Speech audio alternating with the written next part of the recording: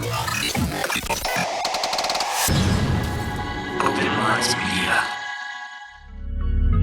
reality we live in can be a very strange place. Most of the time, fact being stranger than fiction. How will we ever start to understand this reality we live in unless we question everything?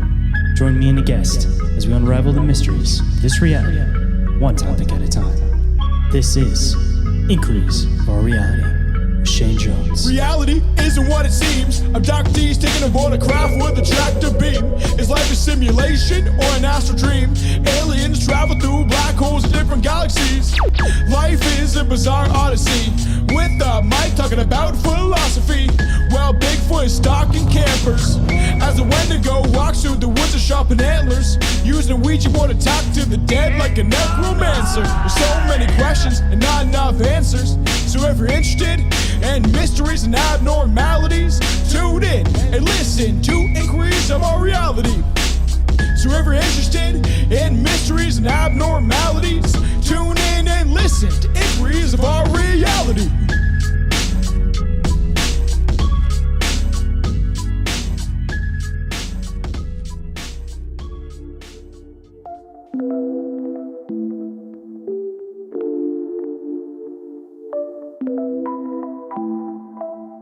What is up, Inquirers, and welcome to the expanse of deep open-minded conversation. I'm the one they call Shane, and today for you guys, I have somebody who's been a previous guest on the show, but I figured it was about time to come back around. We've gotten to meet up at a couple of recent events, but you know how events go with a lot of bouncing back and forth, so I figured we should sit down and have a conversation. So with today, we're going to mix it up a little bit different than what you typically expect him to come on and talk about. We're going to be diving, of course, into ancient societies, but before we get into that, we, of course, have some news and updates, some major news and updates, actually. First and foremost, I have officially set up the Etsy store for Bizarrities.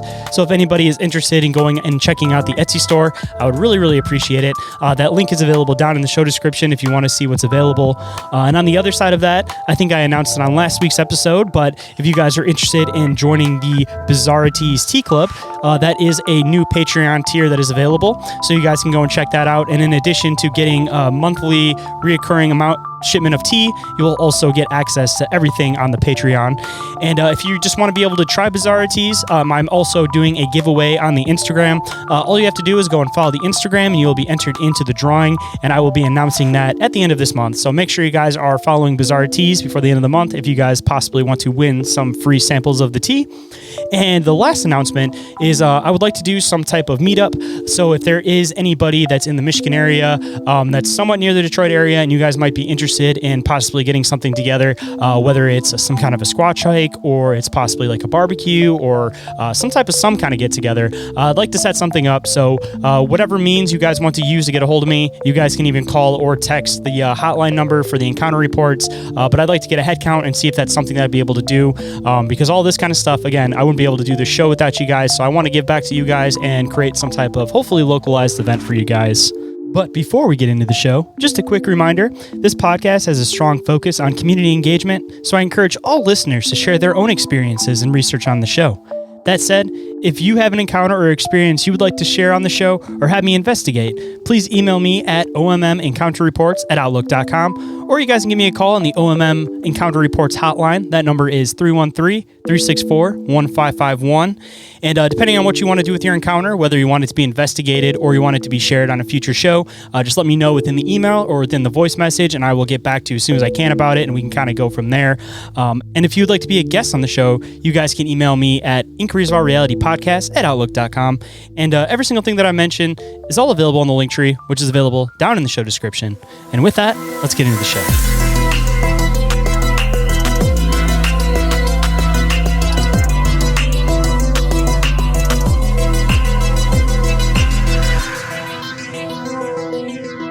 Please welcome back to the show for the second time, Jeff Foran from Strangeology podcast. How's it going today, man? Hey, man, I'm doing well. We're always busy, and always keeping things strange over here at Strangeology HQ, man. Can't say too different on my end, except for, I stay bizarre because everybody has like their keywords and everything like that they use. But yeah, you got to have your tagline.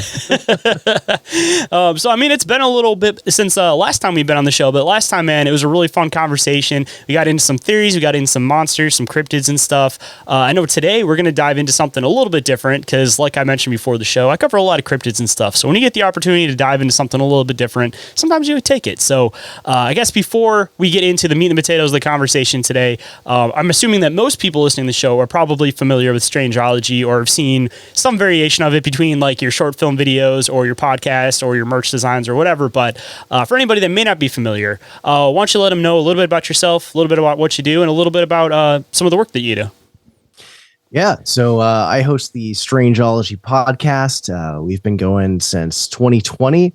Kind of just started out as a little Instagram blog and then snowballed into a full-blown podcast that talks about cryptids, the paranormal, aliens, UFOs, conspiracies, ancient mysteries, and all of that. So it's it's been a lifelong passion of mine. Always found myself gravitating towards books on UFOs, Bigfoot, Loch Ness Monster, all that stuff. So yeah, it's just been a really wild ride. This whole time it's been, what are we? Almost 4 years. I was about to say 4 years and running when you mentioned 2020. 4 years and running. Yeah, we're going into year 5 pretty soon with the podcast. So yeah, no, it's been a great ride so far. We the show's growing. You can find me on social media pretty much everywhere.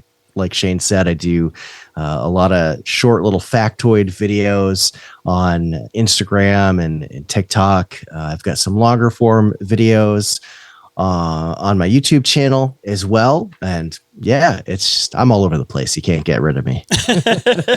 And that's actually a good thing. I don't want to make it sound like it's a bad thing, but the good news is, man, I feel like after 2020, of course, you had the giant wave of everybody starting up a podcast and everything, but the people that are still doing it now are the people I feel like are going to stay around. So, I mean, the good news is, at least as far as like show growth and stuff, when there's not millions upon millions of shows getting created every day, it kind of makes it so people kind of pick the ones that have been chilling here for a little bit. But it's kind of nice to say that we are the ones that kind of made it through the wave, and now we're the established ones that are kind of just coasting along now doing the show. Yeah. I mean, there wasn't too much else going on after the pandemic, so this kind of became the thing. And it's just had the opportunity to do some pretty cool stuff this year.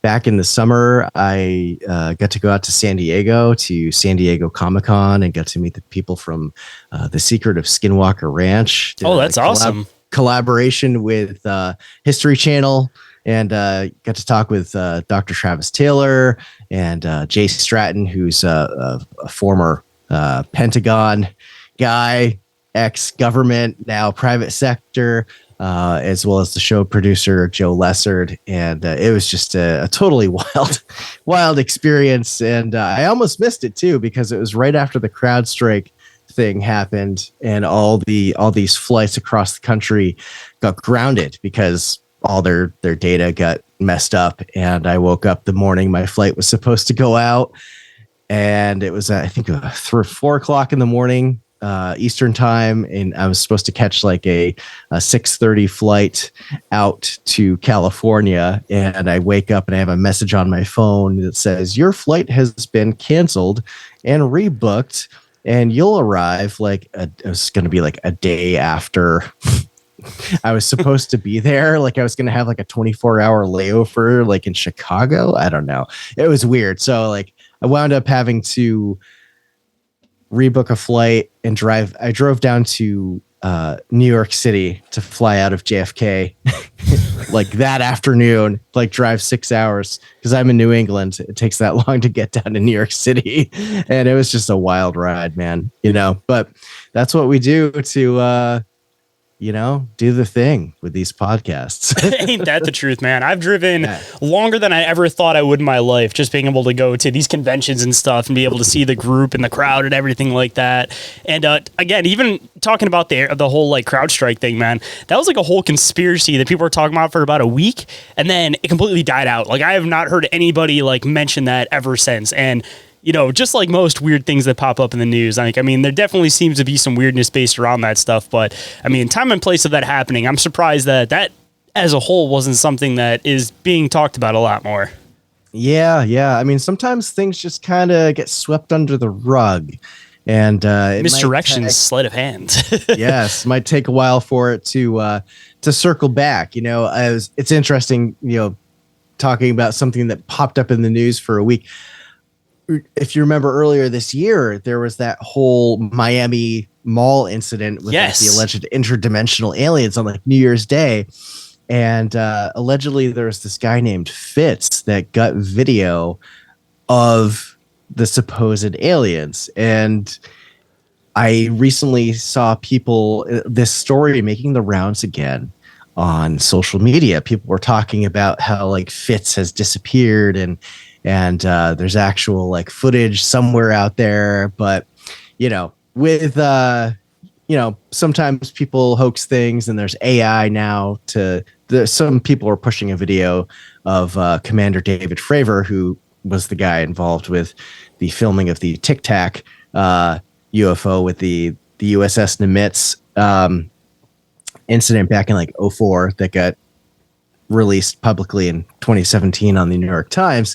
And someone did like an AI generation of his mouth talking about this Fitz guy. I'm like, I saw this video and I was like, hey, that's AI generated. That's not David Fravor talking about that. Come on. Dude, that stuff drives me absolutely like crazy, because it's like you just want to be able to research and try to figure stuff out, and there's so much AI generated stuff all over the internet. And thanks to that, it's like I feel like some of these experiences, some of these stories, like the mall one, the Peruvian face peeler is another prime example. Like what the hell is going on with that still? Because that never had a conclusion. But I feel like a lot of these stories, like just because of being in the technical age, it's like you can't really believe video that you see anyways. So I kind of feel like it's going to be one of those things where it's like, 100 years down the line, like almost like the Kentucky meat shower or something. It's going to be something that people in the future talk about, but it's like going to be this fascinating story that nobody can find any like validity in. So it's going to end up becoming just one of those like folklore legends of modern time. And like we're existing in it, but we're not going to realize it until like 100 years from now, Right, exactly. You really got to wonder how a lot of these, older stories from decades or centuries prior, like, got their start. We're in a living history, so it's always kind of this organic thing that's moving and shifting. It's really quite interesting. I think, looking back on the past 5 years, maybe 20, 30 years down the road with all of the weird stuff that allegedly has popped up is going to be a whole study in and of itself. Dude, we had a weird patch there because there's even the Las Vegas one that happened around that same time. And it was like that we also had like the hearings. They had those weird like Mexican paper mache looking like bodies or whatever. It was just like a pocket of like aliens. Then all of a sudden, pew! I've heard nothing about them. Maybe it's because of the news cycle. They've moved into the whole like election season stuff, and they're not worried about that stuff right now. Or, I mean, maybe it was just a ploy to keep people mentally busy until it got into election season. Because it's kind of sad, man, when you get to a point where, like, everybody that's in the UFO community, it's like you've been trained at this point to, like, not trust the government. So, like, what do you do when the government starts trying to throw out alien information? You're just like, this is great. I want to listen to this, but, like, I don't believe it. Like, there's something weird going on with this. Like, the federal government wouldn't just be like, oh, yeah, here's some aliens. We don't know about this. Why don't you tell us about it? Yeah. It's an interesting juxtaposition, Yeah, it's like, well, do you trust it, or is it a misdirection? Is there something else going on? But yeah, it's interesting how these stories are written, and how we don't really know, even in our line of work with all the research we do, which AI makes it harder, hoaxsters make it harder to get to get to the truth. But, updated audio and video equipment, even so, too. yeah, for sure. But yeah, it's like, do we really know the true story of what's going on? You know, it's an interesting problem, an interesting dilemma. We will be right back after this brief commercial break. But just a quick reminder, if you guys want to stay up to date on the show, you guys can always go and follow Inquiries of Our Reality and Open Minds Media on Instagram, Facebook, Discord, YouTube, and TikTok. Now feel free to fast forward through these commercials so we can hop right back into the show. And we are back, so let's get back to it. See, I think it's one of those things almost like the Giants with like the Smithsonian and stuff like that, where it was like, I feel like they didn't have information on it. So they're kind of just like, all right, what do you guys know? And then once they've collected that information, then they're going to suck it all back up and pretend like nothing ever happened. Like, I think it's an intentional thing that they almost kind of like put it out to see what people will give them so they can collect information. And then after they've collected information, then they might say, all right, like this guy's really good at researching this guy's really good at researching this, and so is this guy. You guys are going to come work for us now, and the general public isn't going to know about this anymore. And I'm almost kind of wondering if the same thing kind of happened in the beginning of this year with the UFO stuff, that they were kind of just doing this little like, we don't know much. Like, what do you guys know? And then they were trying to see who would come with them with information. And then from there, they were able to go, all right, maybe we want this guy researching, this guy researching, this guy researching. And then as far as the media goes, boop, aliens are done. We already got our people. Yeah, that could be the way it happens, man. It's how they find the hackers, right? They make a challenge where it's like, try to hack our government system. And then what happens? You hack it and then you get a job.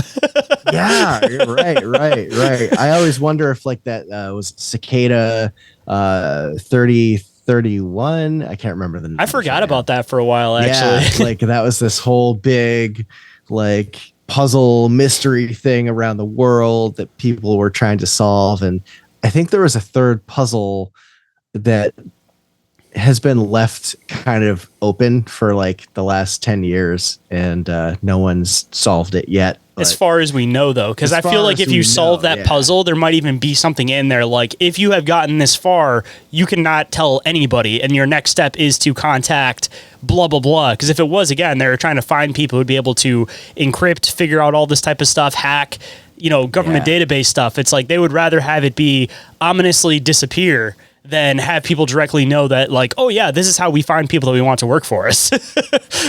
Yeah. No, I can see that for sure, man. Yeah. Leave the mystery up there too, and then it's like people don't know which direction to go with it too. So then it's like you're not, showing everybody your cards you're playing ahead of time. They could try to do this operation multiple times before people get smart, and then they have to move on to the next step of how they're going to go about doing this type of stuff. But yeah, exactly. Yeah, I gotta wonder, will that ever come back, or will there be like something similar that pops up eventually? Yeah, that'll be interesting to see if anything happens with that. Yeah, but I guess before I sidetrack too far into the alien stuff, get into conspiracy and stuff, I want to kind of leeway into diving into some history, because it seems like, with a lot of the cryptid research, a lot of us seem to be history lovers. So in turn, by diving into all these old stories and stuff, you start going farther and farther and farther back. And then eventually you get to this part where you start digging into ancient civilizations and all the weirdness around them. And I know that's kind of where you've been recently, and you said you want to kind of dive into it today. So I don't know exactly where you want to start with your research, but I'd love to be able to dive into some of your ancient hidden history type research. Yeah, absolutely. So, you mentioned the Smithsonian, and that makes me think of the story of the G.E. Kincaid finding the ancient Egyptian. I may have brought up the Giants and Smithsonian on purpose. City. Yeah, the underground city in the Grand Canyon, or we have the story of ancient giants. And so I've been doing a lot of research lately on something that's called the Great Circle theory.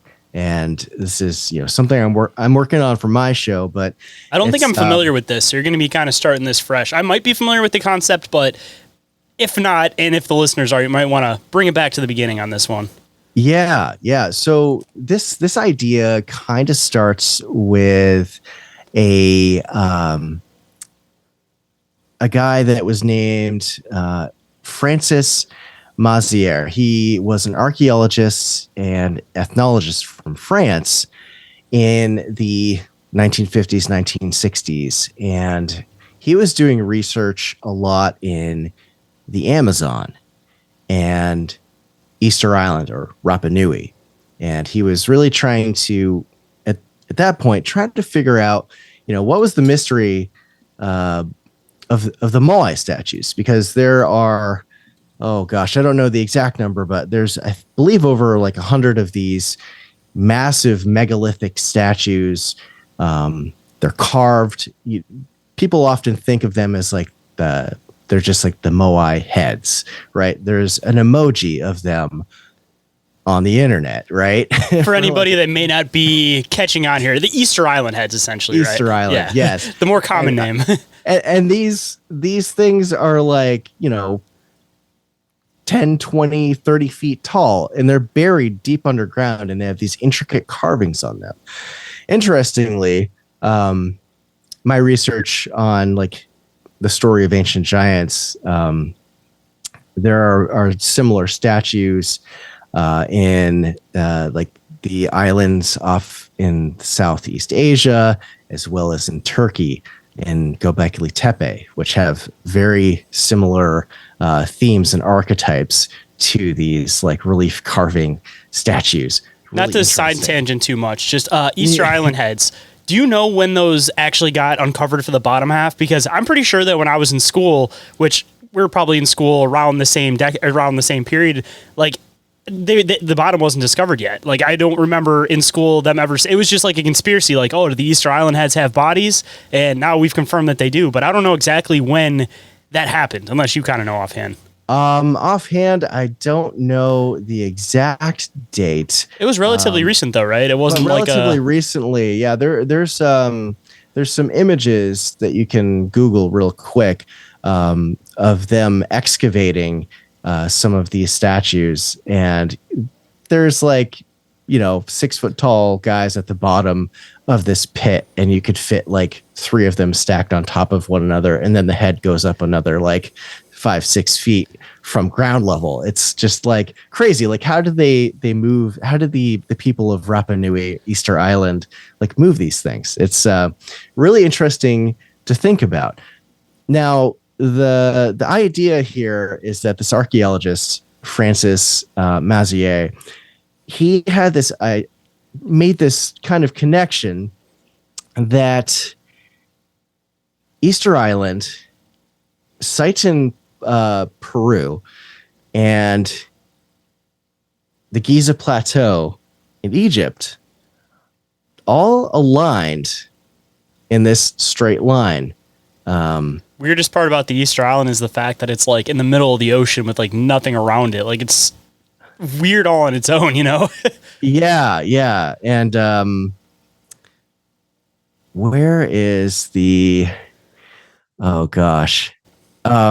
So in speaking of like location on the planet, there's a Easter Island is actually the antipode, the exact opposite side of the planet from another megalithic ancient site that we don't know a lot about in Pakistan called Mohenjo-daro. I'm not sure if you've heard of Mohenjo-daro. I don't think I do. What's kind of the deal with that one? Is it like a building structure?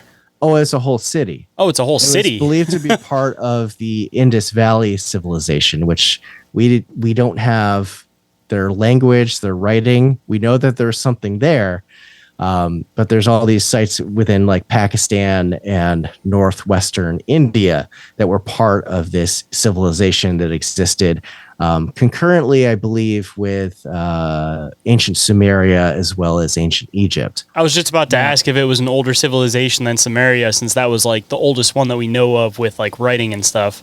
Yeah. And so this idea of this like alignment started to get expanded upon around the turn of the 21st century. There was another researcher named James Allison who wrote an article, did some research, and his article is on Graham Hancock's website. If you're familiar with Graham Hancock and Ancient Apocalypse, the new series on Netflix. I was about to say, just a shout out to everybody that they're dropping a season 2 if it isn't already out yet. I'm not 100% sure. I think it's out now, and I have not had a chance to start watching it yet. But I'm going to get engulfed in that as soon as I start it, because that's what happened with the first season. It was like, I ended up watching it straight within like 3 days, like back to back. Same. Yeah. It's such a fascinating thing. And he makes his points. Like, people like to call him a pseudoscientist, but he has some of the best points, in my opinion, when it comes to trying to figure out what exactly was going on with all these ancient civilizations and stuff. Like, his theory makes more sense than most theories, but yet everybody calls him a pseudoscientist as far as like anthropology and everything goes. Like, I don't get it. Yeah, I don't really understand either. I mean, he's like a journalist. He goes to these places. He, does the research. He's doesn't even get woo-woo. He tries to connect stuff like respectfully and just kind of tries to step by step figure it out like through logic. Like, it's not like he's saying like ancient aliens came here and built all of this. Most of his theories are like cataclysms happened, people got scared, they built up. Like exactly. Yeah. It's like, well, people did all this stuff and things just keep getting older is kind of like the whole mantra of this thought movement on our history, and that we have this whole we're a species with amnesia. There's a whole chapter of human history that's missing. They say only like 1% of history actually has had the ability to get written down, if I'm not mistaken. Like, as far as like, if you look at the time of like when we actually started like chronologically like writing things down, it's only like 1% of human history. Like, that's crazy to think about. Right. Yeah.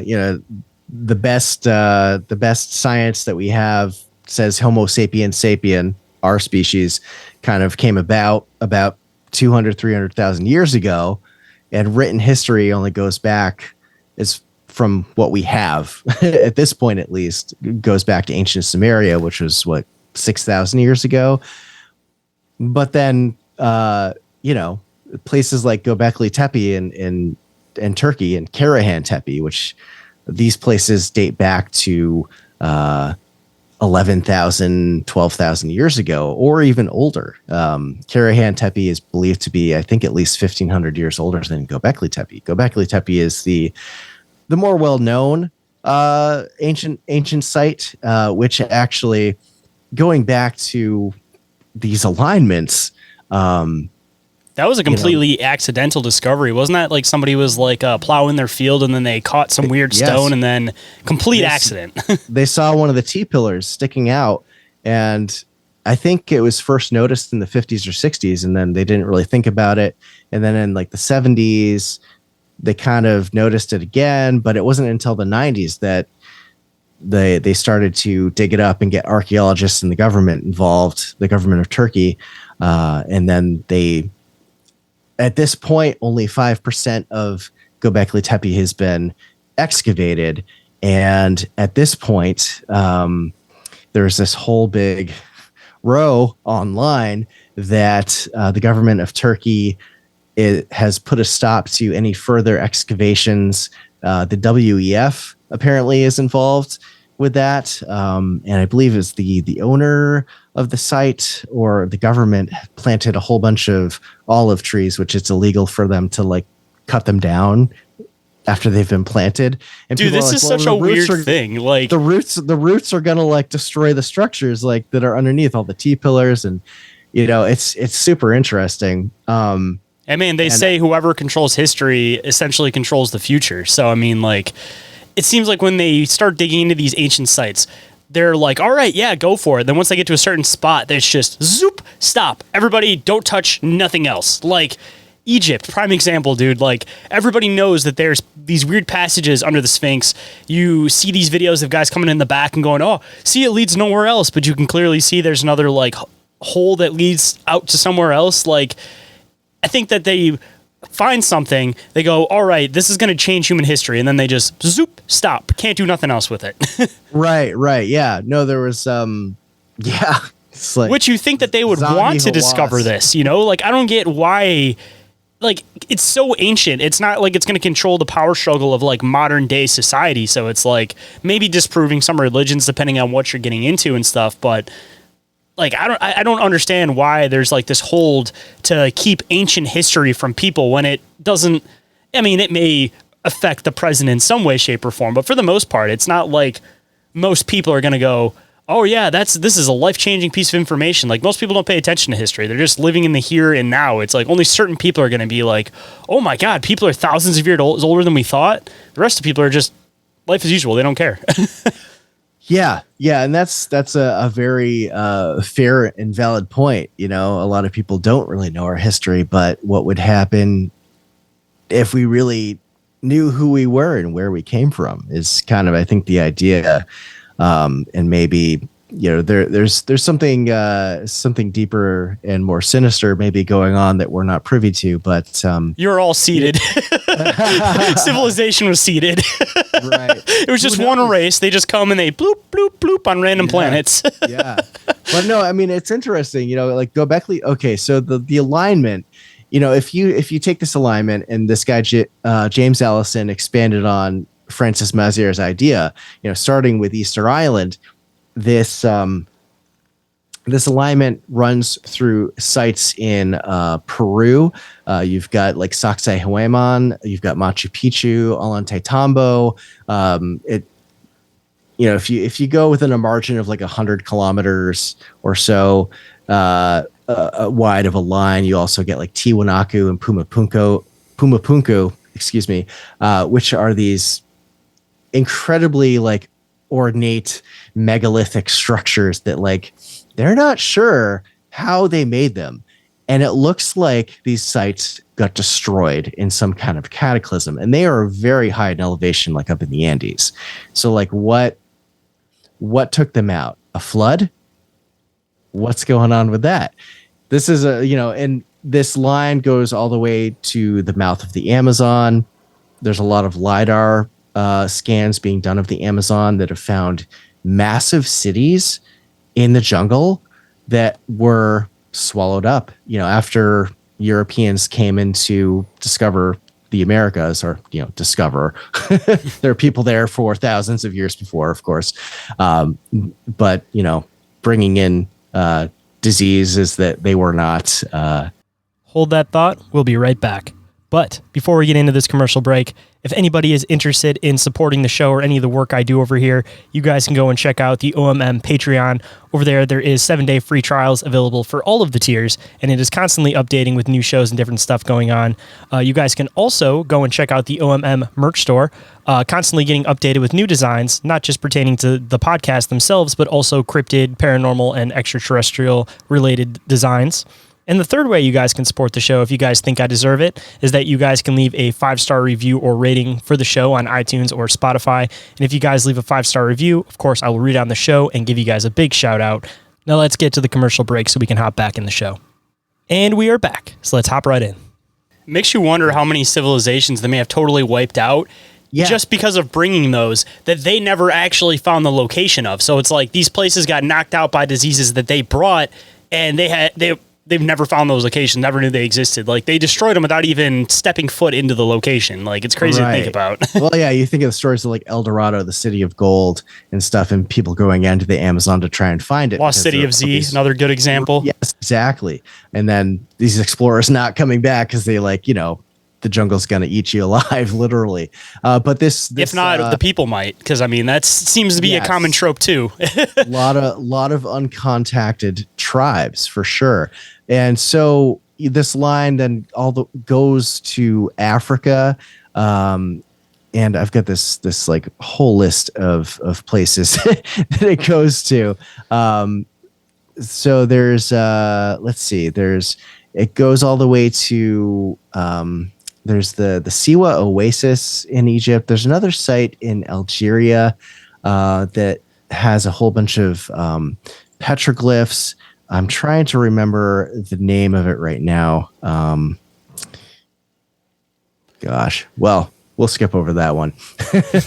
Like I said, this is still in the works, but so it goes all the way to Giza. You obviously have the Sphinx, the Great Pyramid, which are mysteries in and of themselves. You mentioned, you know, tunnels and labyrinths under the Giza Plateau. There's this story about the Hall of Records being found under the left paw of the Sphinx, the Edgar Casey. If you're familiar with Edgar Casey, the famous clairvoyant from the 1920s who said Atlantis would rise again, said that the ancient Hall of Records would be found under the left paw of the Sphinx. And lo and behold, ground penetrating radar was done, and there are chambers under the Sphinx. And the scary part about it, though, is that you even have Napoleon that went there, and they were the ones that blasted the nose off the Sphinx. So having those people come through, even if it is there, it doesn't mean that Hall of Records has anything left in it. That's true. Well, and a good point with that is that Zahi Hawass, who's the minister of Egyptian antiquities with government, he like led a team down there. They like went under the Sphinx. Apparently they like filmed it all. And then they're like, oh yeah, we didn't find anything. No one's ever allowed in here again. I think that was the video I was talking about where he says it doesn't lead anywhere else, but you can clearly see another like blocked off wooden wall right there that clearly goes somewhere else. I think that's the exact video I was talking about, where he goes into the back of the Sphinx through this like little hole. Yeah, it's like, what are you hiding, dude? But it might be one of those things, though, where it's like if you're a really good researcher, they want you to come in so that you can say there's nothing here. And most people that are, researching this stuff are going to believe you because you're one of the top researchers. But in turn, by doing that, they now say, like, we're going to give you access, but whatever you find stays between us and between you. But we're going to give you access to be able to figure out what's under there for us. So, I mean, it might be a trade-off because, I mean, if you're that much of a researcher that you've spent your entire life researching this thing, even if you can't share it with people, it's like you got to know for yourself. So I feel like most researchers, as much as they would hate to do it, would probably take that opportunity just to at least know for themselves. Yeah, that's a good point. But yeah, and the Great Pyramid recently had what was the technique? Were they using muons to scan the interior structure of the Great Pyramid, and they found another like large cavity like up above like the king's chamber, like the shaft going into the king's chamber. And then back in the 90s there was like a small shaft that they sent a robot up to like drill a hole because they found a door. Like I was hearing something that they still haven't even fully discovered where the bottom of it is. Like I don't know if that's true or not, or just something got passed around the internet, but like they supposedly don't know where the bottom of the pyramids are either, because they haven't gotten that far down yet. Right. Yeah. And then there's this whole idea that the pyramids may have been not actually tombs for pharaohs, but instead were used for some other purpose. Potentially, like, there's the whole power plant theory, because I've kind of gotten into the whole like terraforming theory just because of the pyramids being found in weird places. Like talking about advanced technology, I know it's a little bit off the rails for some people, but it seems like these things are always found in these like weird remote locations. But at the time that these pyramids were functioning, they were totally inhabitable.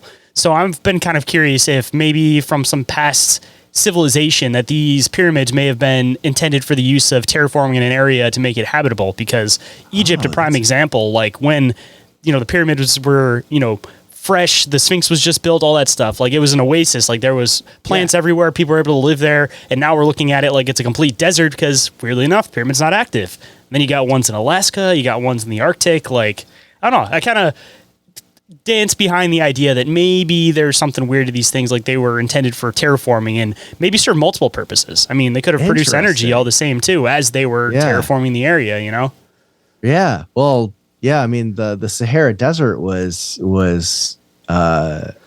lush with greenery, 10,000-15,000 years ago, and then it turned into a desert that we know today. Interestingly, this line also passes nearby the Rashat structure, or the Eye of the Sahara in Mauritania, which there's this whole theory that could have been a potential site for Atlantis's capital city, because it's this like geographical structure that has concentric circles. It's just like in the desert, and it looks like, from satellite imagery, it looks like the whole area leading out into the Atlantic Ocean just got totally rocked by like a massive flood. Just there's like salt deposits from like the ocean, probably. I don't know. There's if you watch like Bright Insight with Jimmy Corsetti, he talks all about that. He's That's honestly the theory that I dance the most behind. Is everybody has their theories on where the location of Atlantis might be, but if you're looking at the step-by-step that what most people know about it comes from Plato, who went and talked to Egyptian priests, like, I feel like it would make the most logical sense that more than likely it was somewhere along the African coast, and that's how the city got destroyed by water and where all the folklore took place that this city existed on water or this or that. Like, I think it was somewhere on the coast and it got wiped out by the Great Flood or, you know, some type of cataclysmic event. But assumably it was whatever was happening with the Great Flood, which I also kind of stand behind the theory that it started off in North America and then the water levels kind of spread out to everywhere else. Yeah. It's interesting because there's also the Atlas Mountains, which are like just north of the Rishat structure. And then there's also some ancient maps that like refer to that part of Africa as like Atlan, I believe. So it's like, kind of a connection there potentially. I mean, it could have been an entire civilization, like not just a city that we refer to as Atlantis, but like, you know, a whole populace that was the name of the area, the country, you know, and then Atlantis was just the capital of that area, you know? Right, exactly.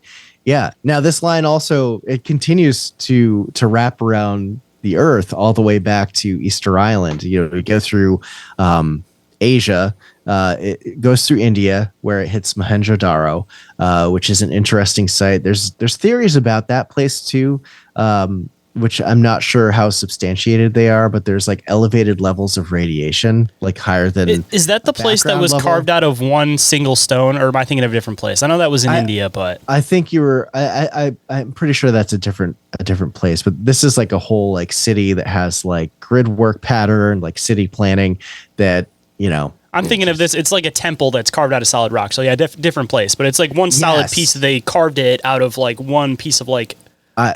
Into a mountain or something like that, you know? Yeah, I know what you're talking about. I don't know the exact name or if that particular site is on this great circle line. But yeah, then it goes to like Angkor Wat in Cambodia, which is like, you know, a wild spot too. And then there's all sorts of other sites that I'm not including just because it's a very extensive list.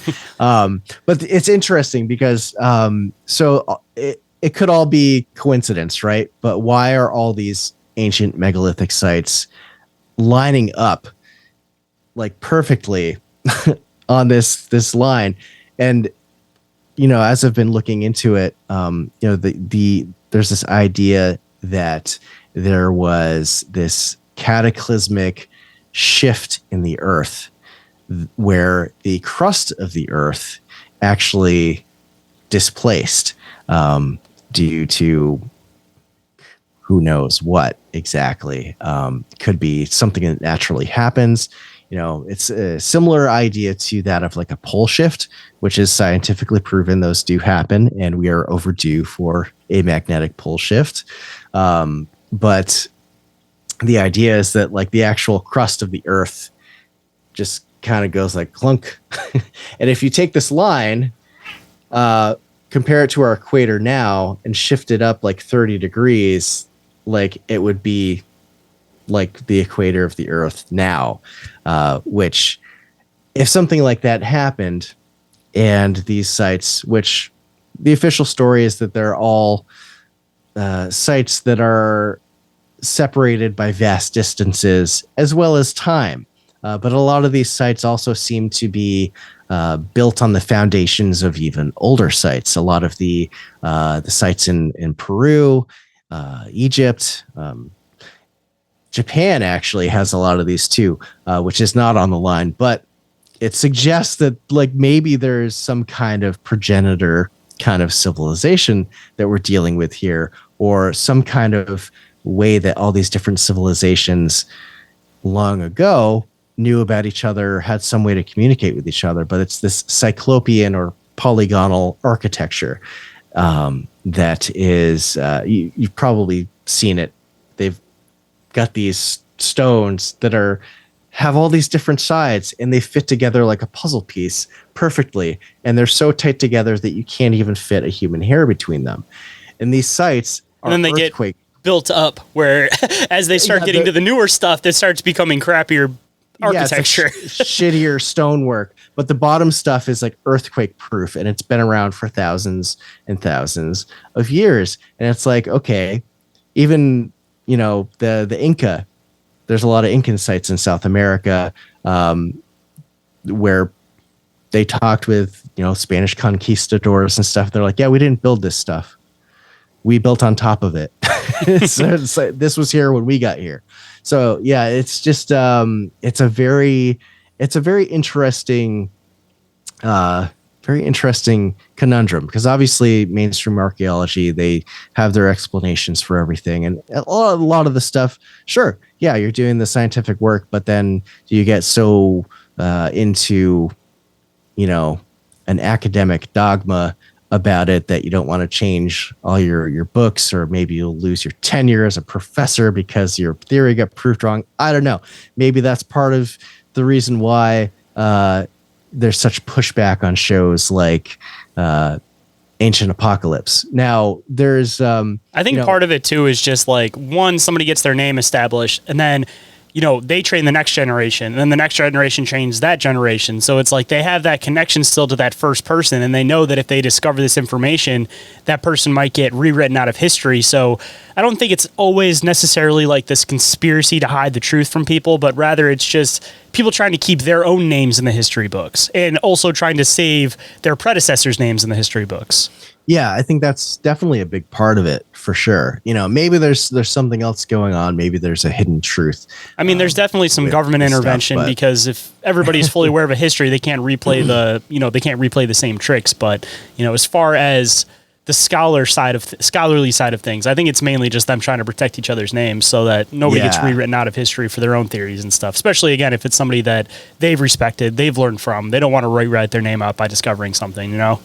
Right, exactly. But at the same time, it's like so silly. It's like, well, why wouldn't you want to make these like groundbreaking discoveries that would change our understanding of human history? It's just, I don't know. But then you think about, people don't want to have their reputation or their legacy tarnished or whatever. It's just people probably also don't want to be known as the guy who kicked this figure out of history too on the other side. So they'll be like, yes, you discovered something crazy, but he was a really respected researcher, now he's not relevant. Like, you'd get that little backlash from people.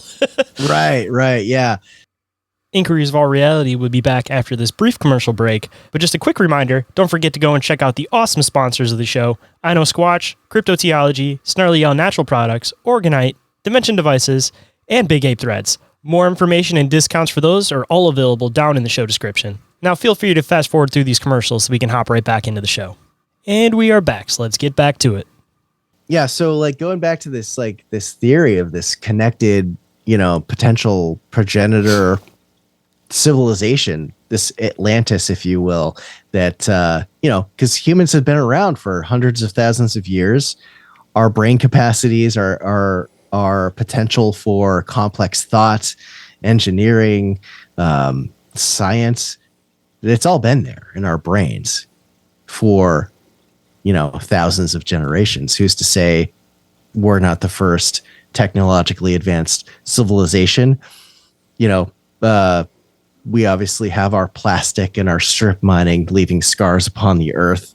So that would be our signature that we were here when our civilization finally comes to its inevitable end sometime in the future. Hopefully not soon, but it's interesting to think about. And you mentioned that the flood, right? There's the myth of the flood in so many different cultures around the world. Our first written account is from the Epic of Gilgamesh in ancient Sumeria.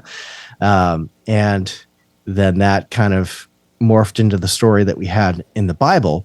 But now there are researchers finding that during a period in history around the time of when Göbekli Tepe was made, around 12,000 years ago, was the Younger Dryas. And there's evidence that's being uncovered that suggests that there was a potential comet impact that hit North America, melted the ice sheets, and caused a massive, globally catastrophic flood that just sank so much land around Earth.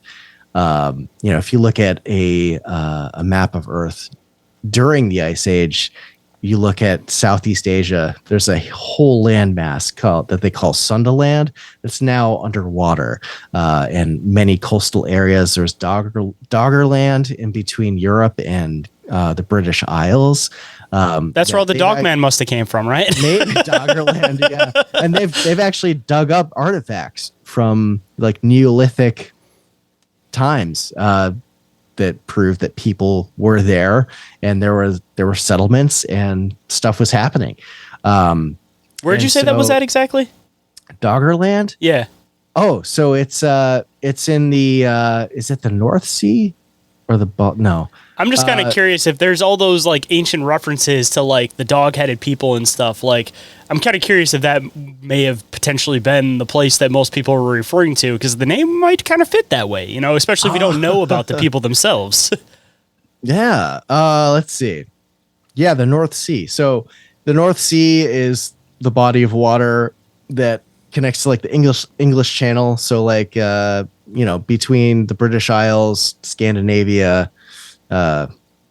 mainland Europe. So that whole area was above sea level for quite a while, and then it sank when the sea level rose after the end of the last ice age, when the glaciers all melted. So there's got to be so much, off the coasts.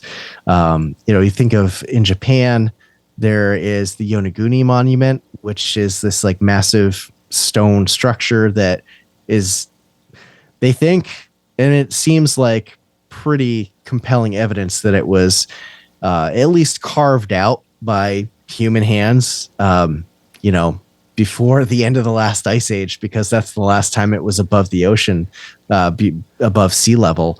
There's even the Michigan Stonehenge too. Yes. That they don't have much information on it because they can't really go and really do much research on it. But again, a stone structure that's completely underwater, which I'm assuming probably also happened around the same time.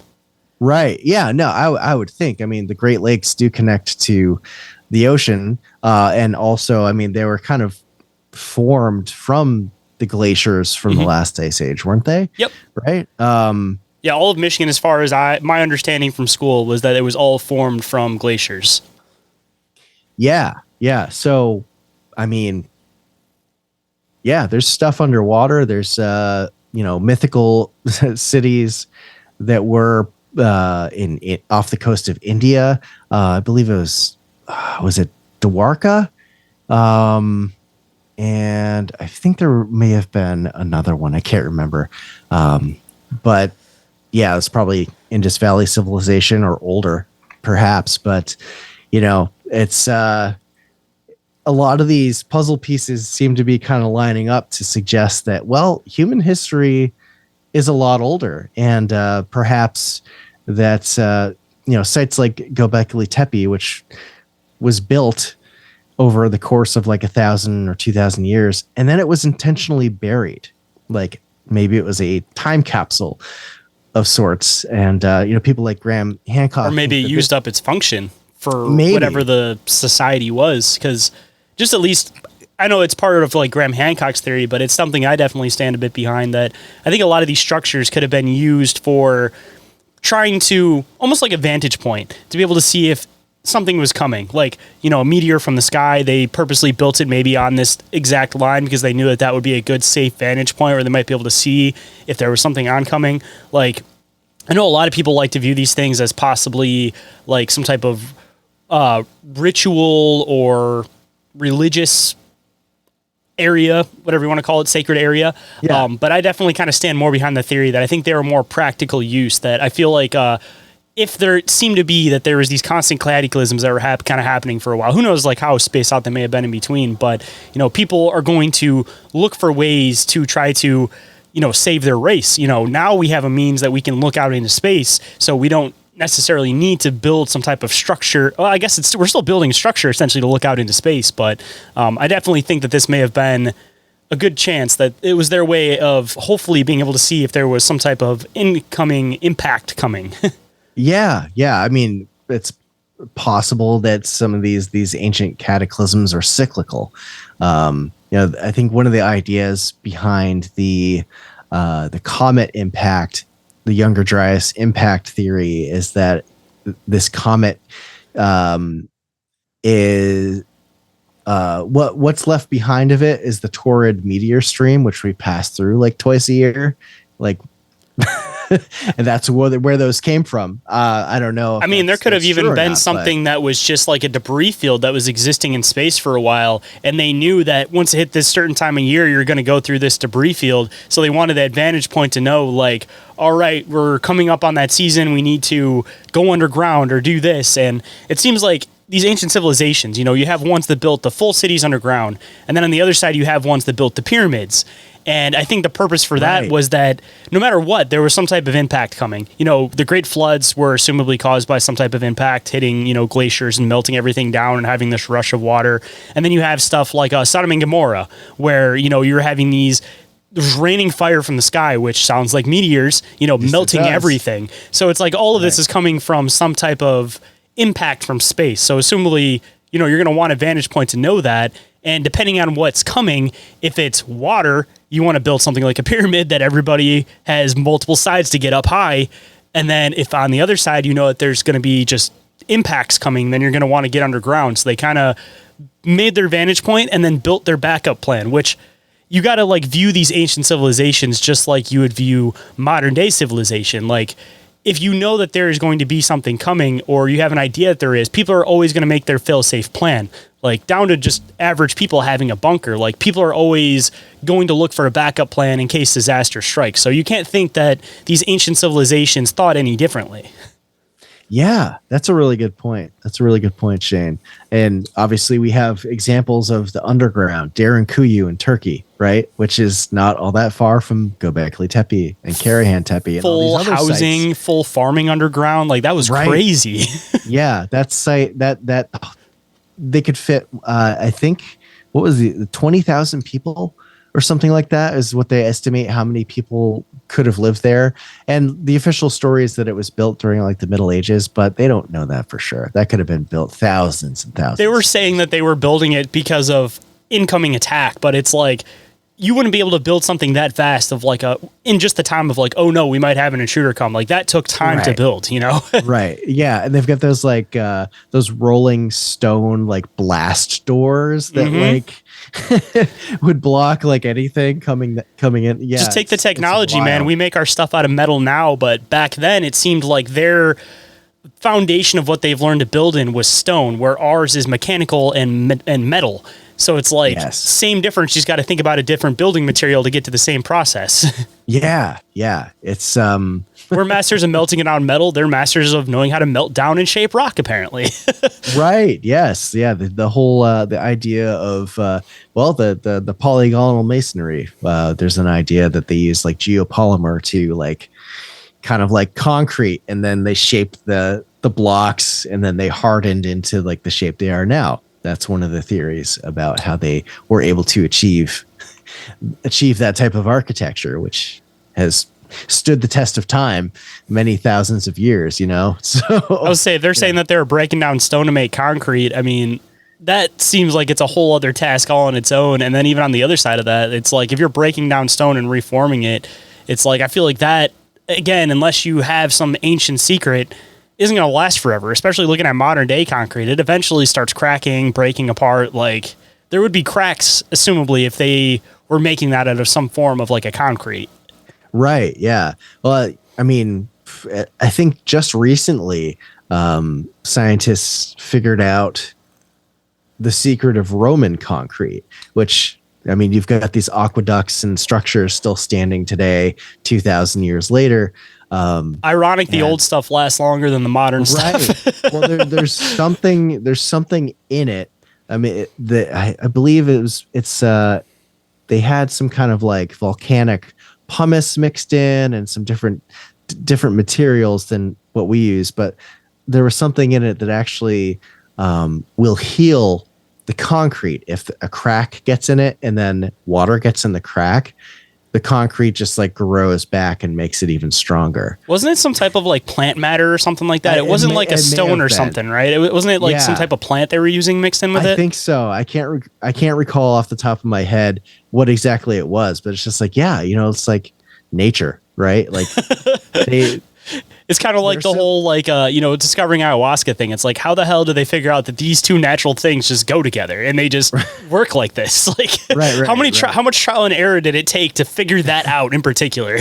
Yeah. Ancient people had a lot of time on their hands, but yeah, it's like their technology, their civilization could have looked entirely different than ours. And then you also think of the idea that some of these sites may have been harnessing power, ether from the air, or like the Earth's like geomagnetic power and stuff like that. Maybe they had some higher technology. You look at like the Vedas from ancient India talking about vimanas, like these flying machines, and it may not even be a more complicated form of technology. It may be a lot more simple. It's just our brains don't work that way using the stuff that's naturally around us, like, yeah, I think a lot of these like ancient secrets definitely ride off of the use of magnetism.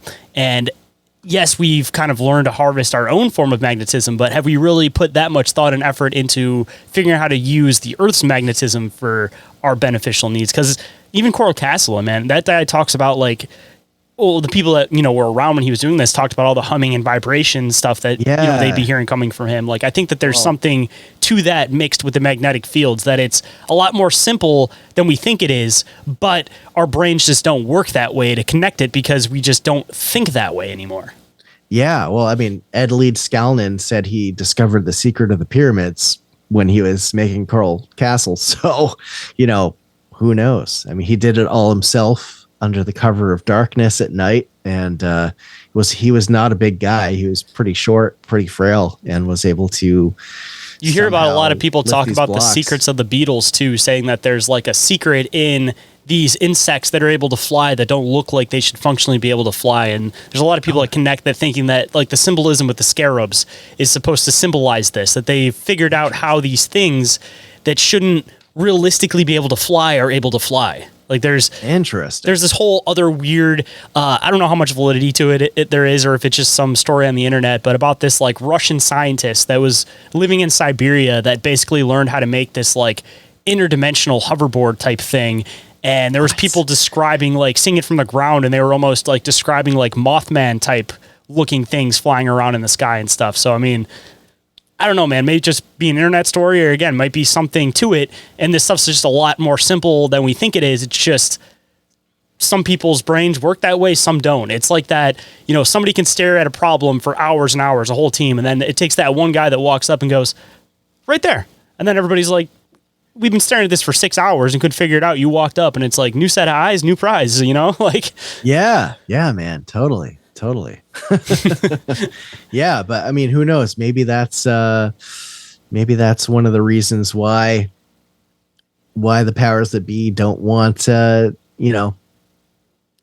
true history of mankind being revealed. Maybe there is some kind of technology or something that would free energy words, set us free, right? That's one of the big ideas of like Tartaria, which I don't necessarily just subscribe to that. I did a whole episode, but I do find it interesting though, because Russia seems to have a lot of weird stuff hidden in the Kremlin. They claim to have like all of these books that are like describing like the ancient history of the world and stuff. So it's like either one, it's a Russian ploy to fuck with people, or on the other side, like the Russians have access to history that the rest of the world doesn't have access to, and they try to trickle out this information, and the rest of the world just tries to go, Russia bad, everything they say, false. Right. Yeah. I mean, who knows? I mean, you also got like the Vatican, they have their archives of wealth of knowledge, and who knows, maybe they've got stuff from like the Library of Alexandria hidden away.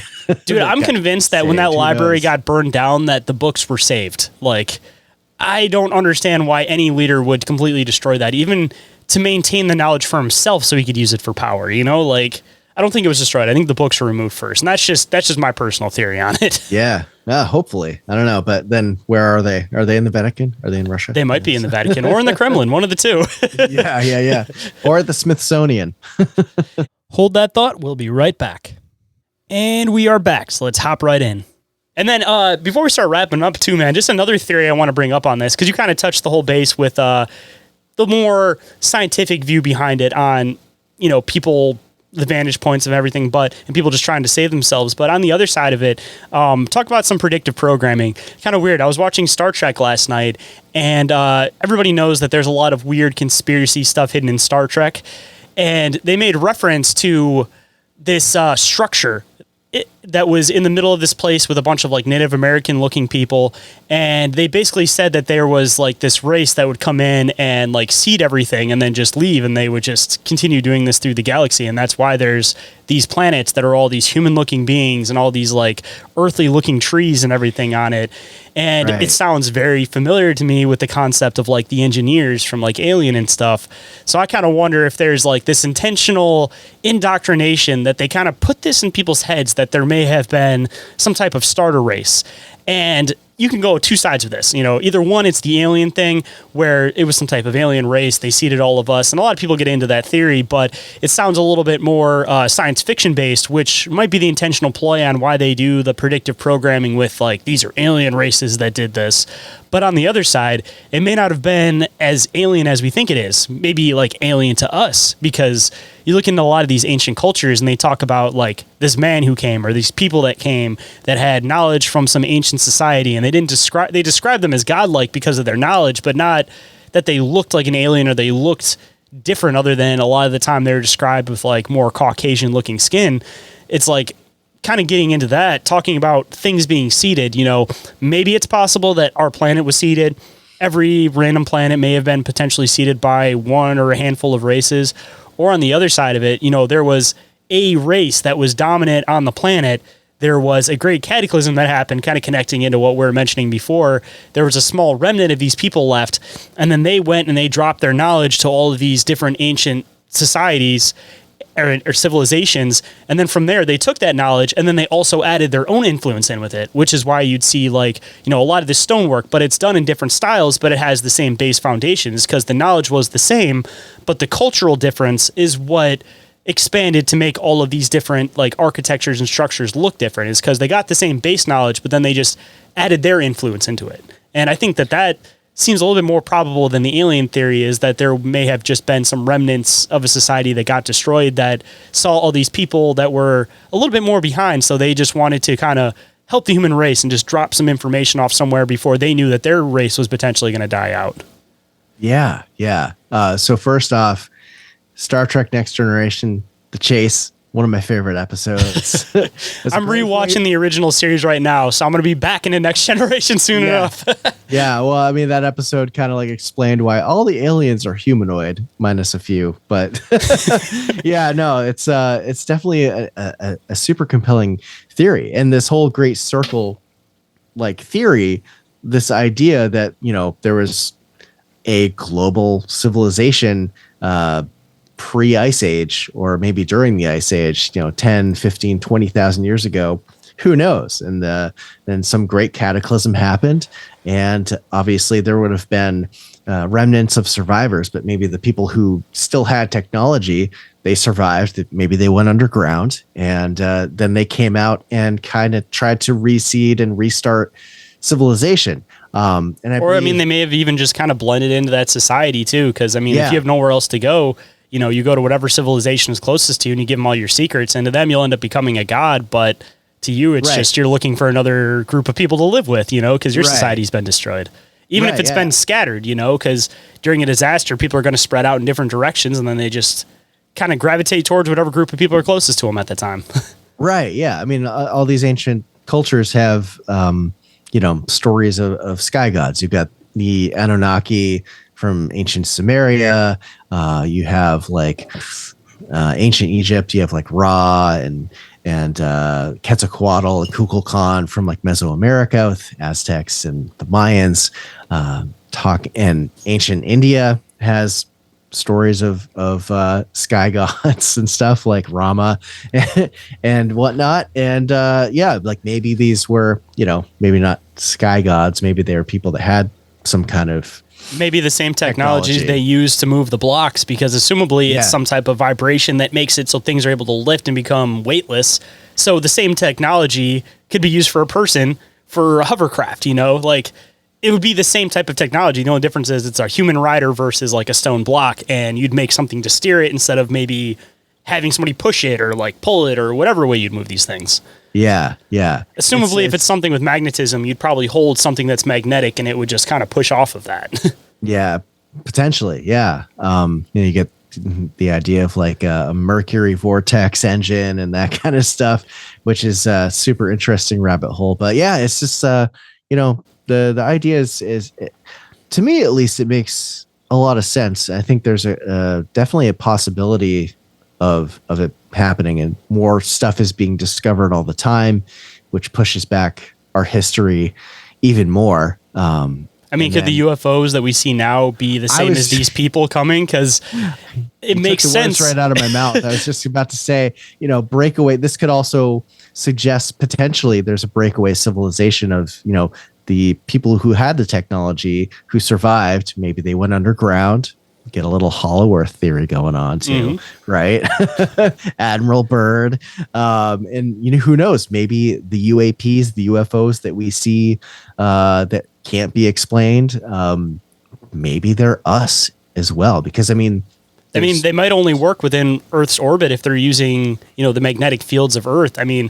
Assumably the way that these UFOs move, it reminds me a lot of how something would move, with reverse sitting on top of a magnet, it just kind of floats and hovers. So maybe some of these UFOs wouldn't even work in space. They only would work within Earth's magnetic field.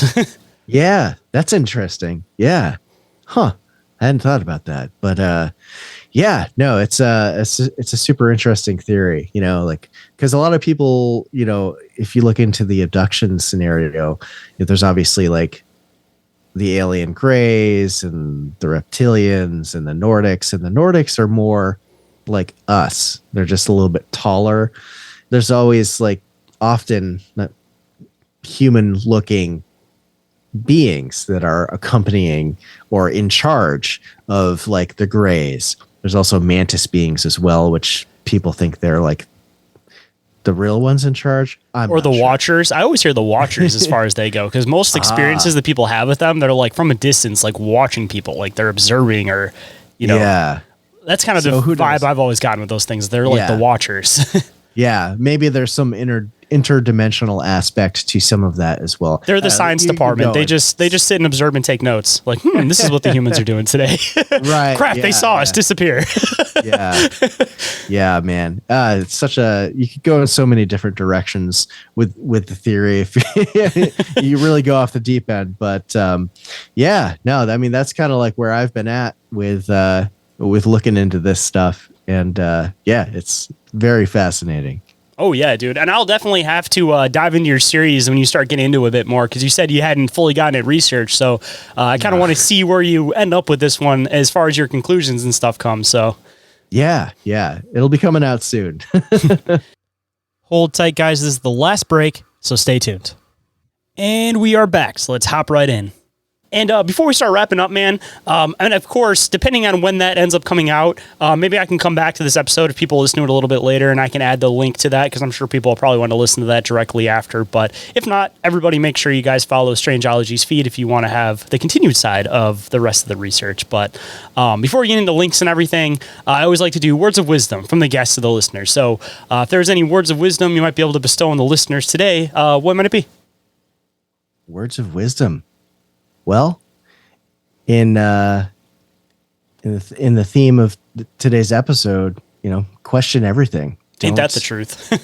Believe everything that you're told and everything that you read. Do your own research and look into things for yourself to find out what's really going on out there. I like that one. It fits the theme of the show, Inquiries of Our Reality. Yeah.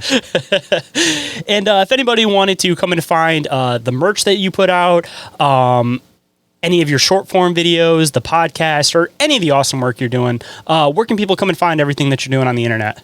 Yeah, so you can find me on Instagram at strange.ology, on TikTok, Facebook, you can find, and YouTube. You can find me at Strangeology. I'm also on X and Threads as well, and I also have a merch shop, which is strangeology.etsy.com. I do all my own artwork. There's cryptid stuff there, alien stuff.